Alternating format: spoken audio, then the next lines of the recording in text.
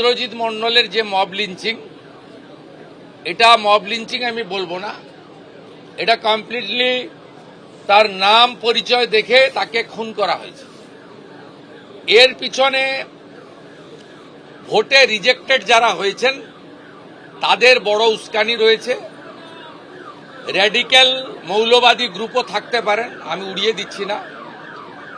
তাতে যতগুলো ছবি দেখা গেছে প্রত্যেককে পুলিশ অ্যারেস্ট করেছে, thanks to West Bengal police.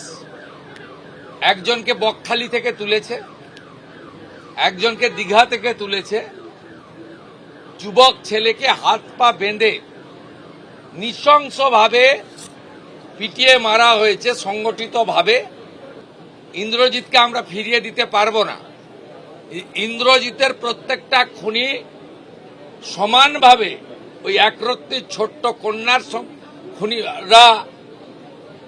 শারীরিক নির্যাতনকারীরা যেভাবে আমি কথা দিয়েছি কাস্টডি ট্রায়াল হবে, ইন্দ্রজিতের খুনিদেরও তাদেরও খুব চূড়ান্ত চরম ভারতীয় ন্যায় সংহিতাতে যে শাস্তি আছে পাবে।